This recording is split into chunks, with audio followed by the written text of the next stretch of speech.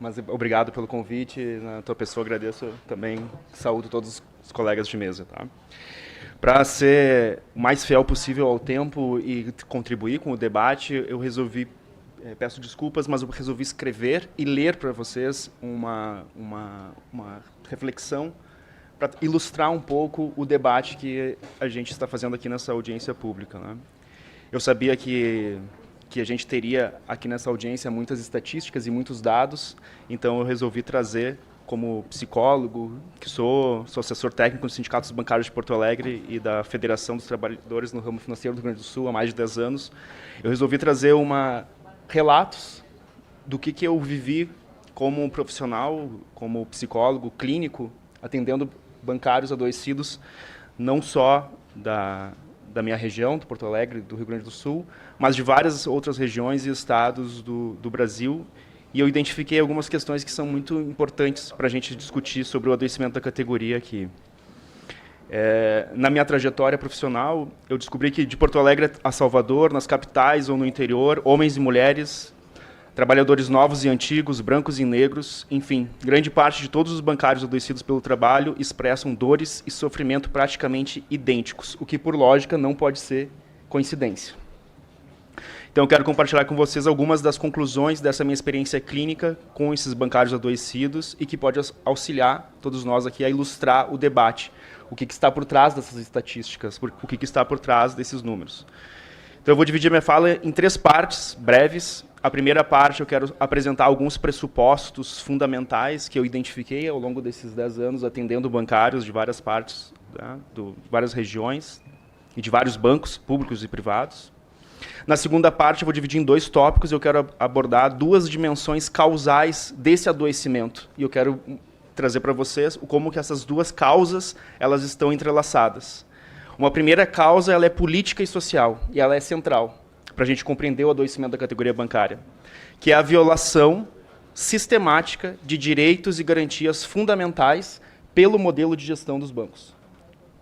A segunda causa ela é psicossocial e decorre da primeira, que é a desumanização dos bancários em razão dessas violações de direitos e garantias fundamentais do modelo de gestão dos bancos. E na terceira parte, como a gente está no mês de setembro, eu quero trazer para vocês uma breve relação entre os suicídios da categoria bancária e esse modelo de gestão adotado pelos bancos brasileiros. Começando pela primeira parte, eu quero apresentar para vocês os pressupostos dessa minha fala, e esses pressupostos eu obtive a partir dessa experiência com bancários adoecidos.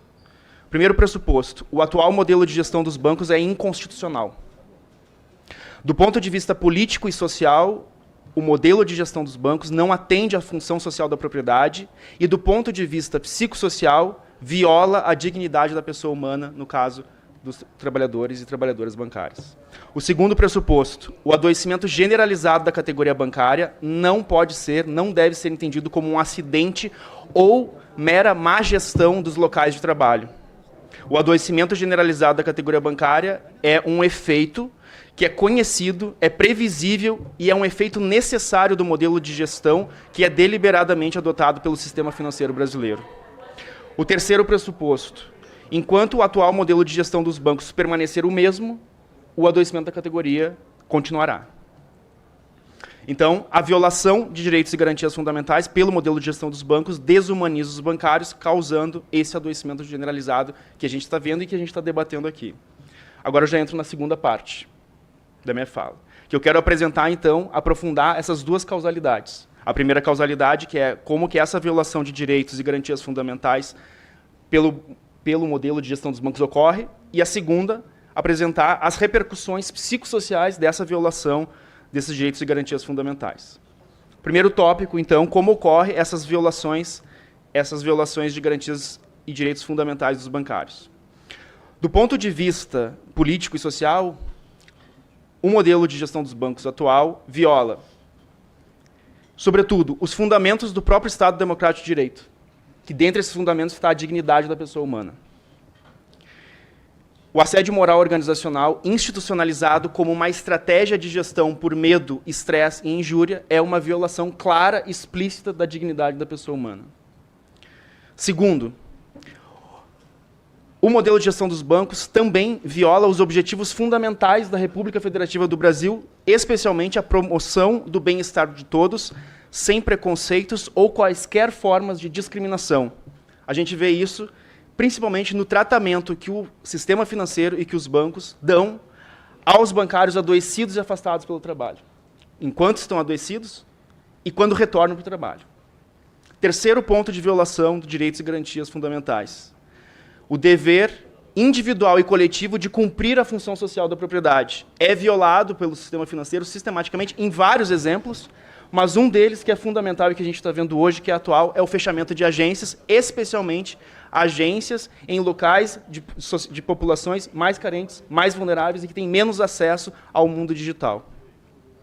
Quarto, a finalidade das próprias atividades econômicas previstas na Constituição são violadas pelo modelo de gestão do sistema financeiro, especialmente atacando a defesa do consumidor como uma prerrogativa constitucional.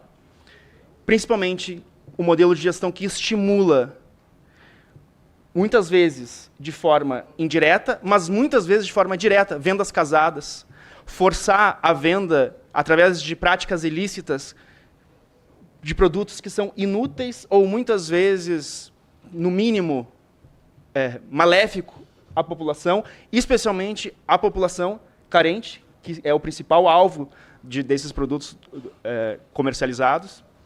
E, por fim, a violação da própria finalidade constitucional do sistema financeiro nacional, dentre essas finalidades, servir aos interesses da coletividade, quando o sistema financeiro estimula o superendividamento da população e o superendividamento dos próprios bancários, além de taxas e juros aplicados.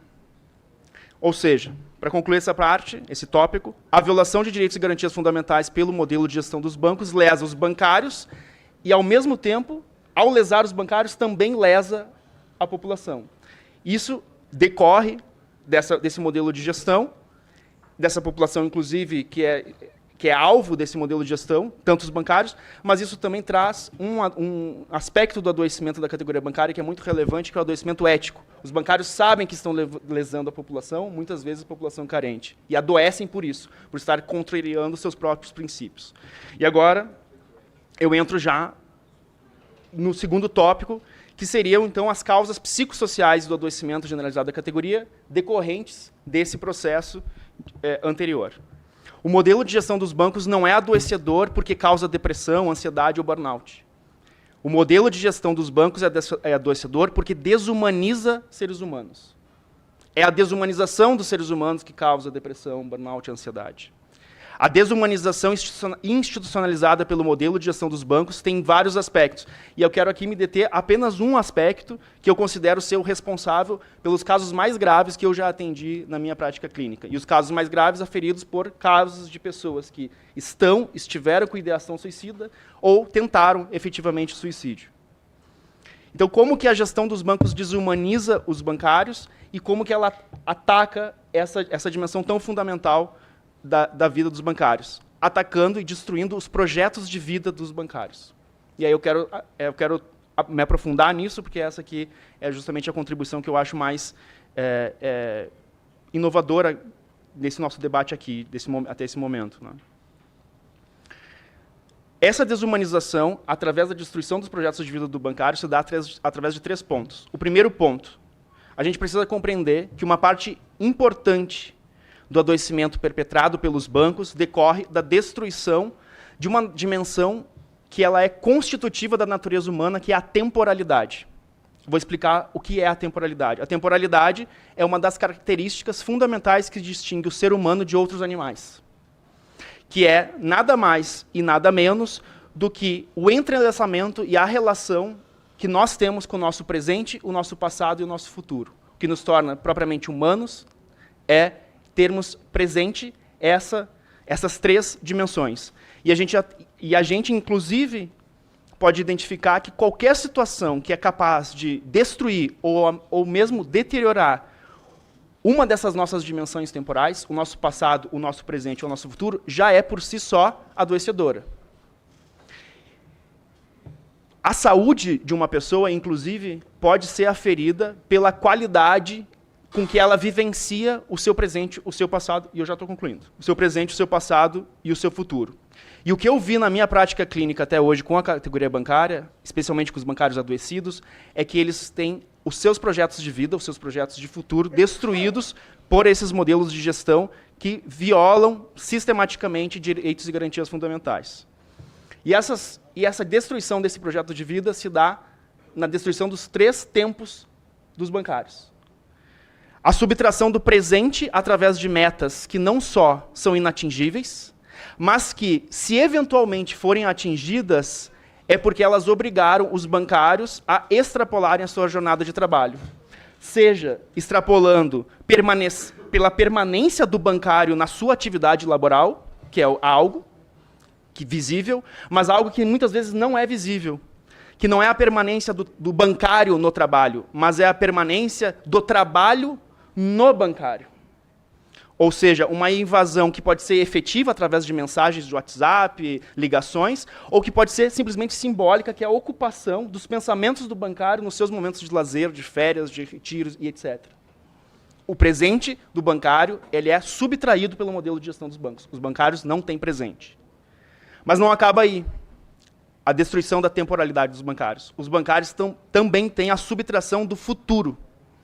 Porque os bancários, quando ingressam nos bancos, muitos bancários, vindo de classes menos abastadas, muitas vezes são os primeiros trabalhadores com uma possibilidade de ascensão econômica na sua família, eles aceitam e suportam a destruição desse seu presente através da promessa de que esse sofrimento no presente vai ser recompensado de alguma forma no futuro, através de promoções, de cargos e etc. Só que o que acontece é que para dezenas e milhares de bancários, esse futuro jamais vai chegar. E muitos já não chegou. Porque as violações reiteradas e sistemáticas no presente incapacitam, adoecem os bancários para que eles alcancem esse futuro prometido. E a subtração do passado, ela se dá justamente a partir do momento que o bancário, que é agredido no presente e que perde o seu futuro, se dá conta que todo esse tempo que ele passou vivendo e esperando por esse futuro que jamais chegou, foi uma ilusão. E ele perdeu, inclusive, o seu passado. E é nesse momento, e aí eu já concluo, que sem presente, sem futuro e sem passado, o bancário, de repente, desprovido da sua humanidade, que é da sua temporalidade, e da sua dignidade, ele percebe aí e se encontra no seu adoecimento mais profundo da categoria. E aí, muitas vezes, é o que acontece, o suicídio. Só que esse suicídio ele não deve ser entendido de uma forma estatística ou superficial, apenas como um dado. Esse suicídio deve ser entendido como uma conduta voluntária de bancários que decidiram colocar fim à sua vida física. Mas a morte física pelo suicídio só ocorreu depois da vida simbólica desse bancário já ter sido sacrificada pelo modelo de gestão dos bancos que tirou desses bancários o seu presente, o seu passado e o seu futuro. É isso.